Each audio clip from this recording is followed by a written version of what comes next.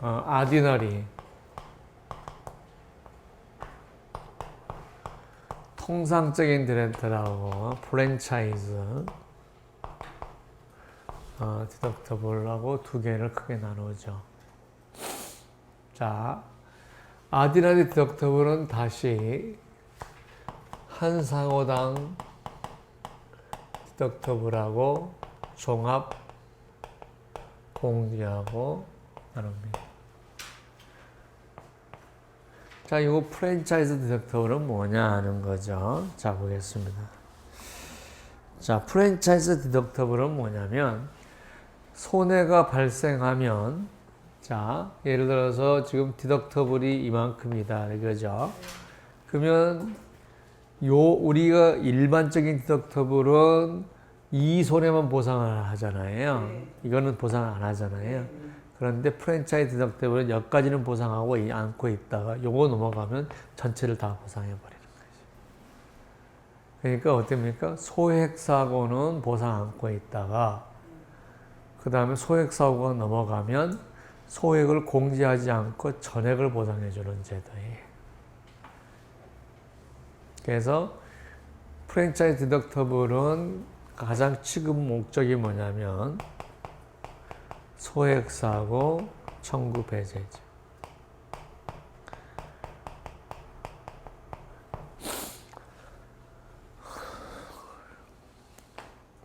그럼 프랜차이즈 디덕터블은 뭐냐? 일정 손해가 넘어가면 디덕터블 금액이 없어지는 거죠. 그래서 이런 디덕터블을 프랜차이즈 디덕터블하고 사고 취급 면책이다. 이렇게들 얘기해요.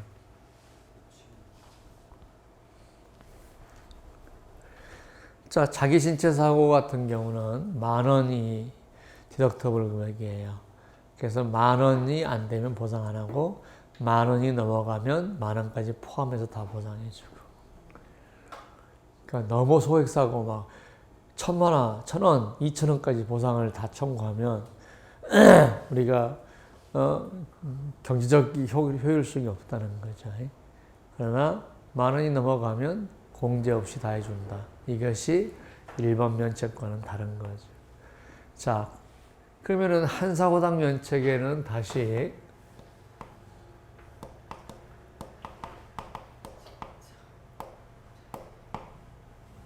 직접 공제가 있어요.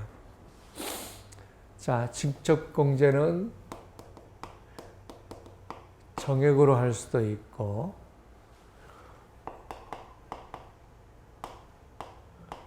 여기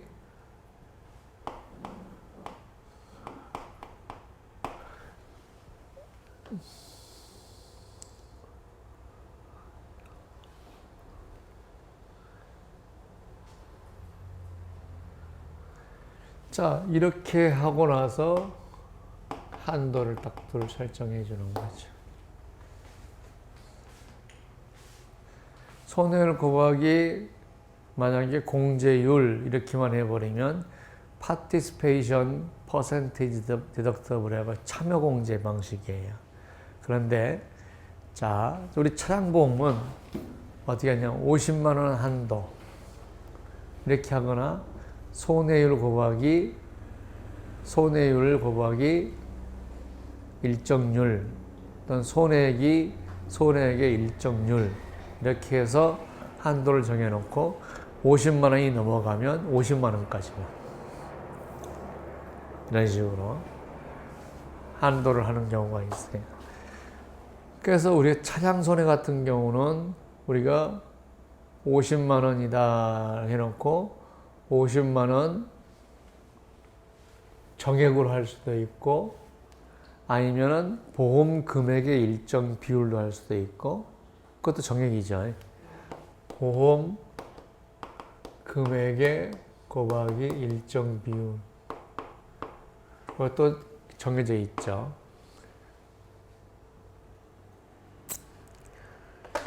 그 다음에 이렇게 하는 경우 이거는 지우죠. 그냥 이렇게만 할게. 네. 주로 정액으로 하는 방법들이. 그 다음에 두 번째가 있는 게 뭐가 있냐 하는 거죠. 자, 대기 기간 방법.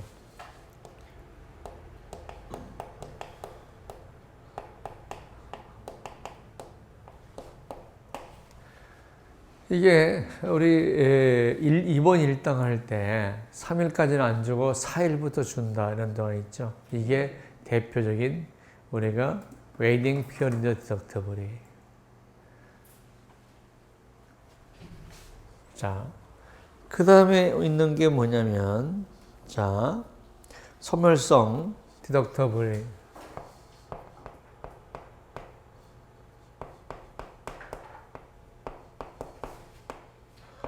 자, 요게 시험에 자주 나와요. 자, 소멸성 디덕터블이 왜 나오느냐?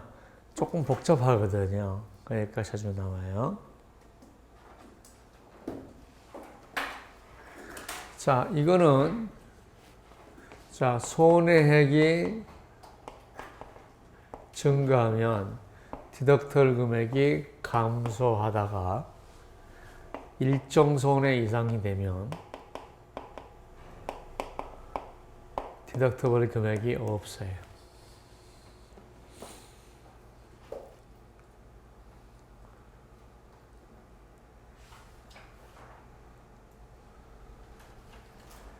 자, 사고 치금 면책은 뭐냐 그러면 일정 손해 이상이 되면 디덕터블 없이 주는 거죠. 근데 손해액이 증가되면서 디덕터블 금액이 없어지는 건 아니에요. 줄어드는 건 아니에요. 디덕터블 금액이 있다가 이때는 안 해주고 있다가 디덕터블 일정 건 지나면 디덕터블 없이 주는 거고, 요거는 디덕터블 손해액이 많아지면 디덕터블 금액이 계속 줄어들다가 일정 손해가 되면 디덕터블이 없어지는. 그래서 디덕터블이 소멸한다는 거죠. 점점점 줄어들었다가 소멸한다는 거죠. 자, 그러면 어떻게 합니까? 손해액에서 디덕터블 금액을 해요. 그러면 손해액에서 디덕터블 금액을 하기 때문에 이거는 손해액보다 적겠죠. 근데 여기다가 계수를 곱해 주는데 계수가 1.05 이런 식으로 해서 계수를 곱해 주면 이 계수는 반드시 1보다 높아야 돼요. 그러면 100만 원에서 10만 원을 빼면 90만 원이잖아요. 90만 원에 1을 곱해주면 90인데 1.05를 해주니까 90 몇만 원 되겠죠. 200만 원이 돼서 10만 원을 빼면 190만 원이죠. 이 금액이 커지면서 90만 원의 1.0하고 190만 원의 1.05하고 다르죠. 그러니까 디덕터블 금액이 점점 10만 원이라는 금액이 점점 줄어들었다가 얼마가 지나가버리면 디덕터블 금액이 없어져 버리는 건 되죠. 자, 예를 한번 들어볼게요. 자, 손실 금액이 디덕터블 우리가 요 간식을 해봅니다. 자, 조정계수를 1.04라고 한번 해볼게요. 이제 조정계수는 보험회사하고 결정하게 따라서 말이죠. 1.1보다는 높아야 돼, 항상. 근데 1.01보다는 1.04가 1.01이 이렇게 되면 1.0 이렇게 되겠죠. 더 높아지면 높아질수록 빨리 없어지겠죠. 왜? 여기는 손해액 마이너스 디덕터블 곱하기 1.01인데 손해액 마이너스 디덕터블 곱하기 1.05 하면 여기서 0.5를 더해주기 때문에 곱해주기 때문에 더해주기 때문에 빨리 내려오겠죠. 자, 그런데 자 보죠. 그러면은 100만 원일 때 한번 봐봐요. 디덕터블이 10만 원이고 그러면 100만 원이고 디덕터블이 10만 원이면 90만 원에 1.04 이 문제는 1.04죠. 1.04를 하면 얼마냐면 93만 6천 원이란다는 거예요. 그러면 디덕터블 금액은 얼마가 되는 거죠? 10만 원이 아니라 6만 4천 원이 되는 거죠.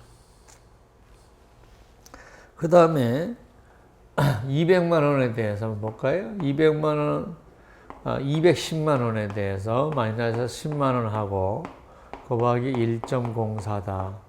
그러면 200만 원에 1.04니까 그죠? 200만 원에 1.04니까 208만 원이 되는 거죠. 그러면 208만 원이 되면 디덕터블 금액은 얼마 되겠죠? 2만 원밖에 안 되는 거죠. 그런데 260에서 10을 빼면 250이잖아요. 250 곱하기 1.04 해버리면 260이 돼버려요. 그럼 260이 돼버리면 디덕터블 금액이 제로가 되는 거죠. 그렇다고 해서 300이다.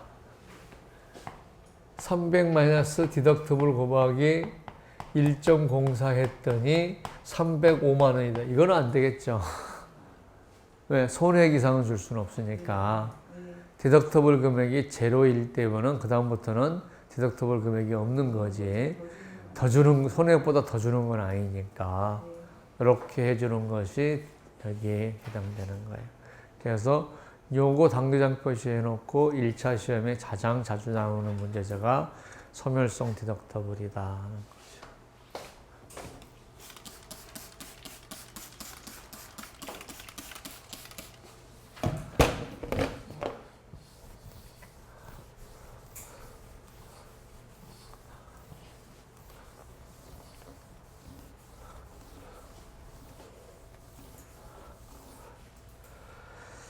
우리가 이제